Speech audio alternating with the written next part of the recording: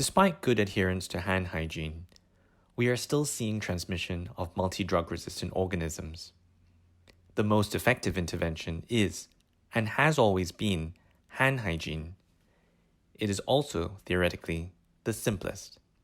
Why is hand hygiene so important? Let's review germ theory and how pathogens are transmitted.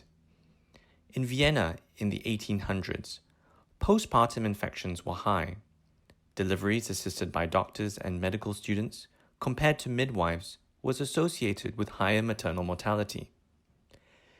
An astute physician wondered why and made this observation. The doctors and medical students were delivering babies after doing autopsies. His intervention? A hand scrub with chlorinated lime solution, giving birth to hand hygiene. We must remember how remarkable this was back then, given that this came before germ theory. People didn't believe him. Despite being shunned, ignored, and ridiculed, he continued to promote his ideas until his dying day in a mental asylum.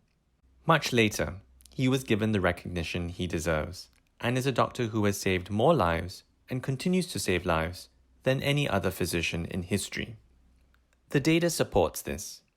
Hand hygiene alone reduces pathogen transmission in healthcare by 50%.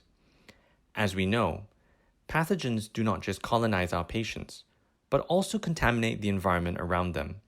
And this is especially so for organisms such as Candida auris, C. difficile, and of course, Staph aureus and Pseudomonas. They can survive and multiply on our hands for up to 3 hours. And by the way, just because you wear gloves does not mean that you don't have to do hand hygiene. Your hands still become contaminated. Be mindful to examine the patient, starting from areas that are relatively clean to those you would consider dirty, to avoid cross-contamination of your patient.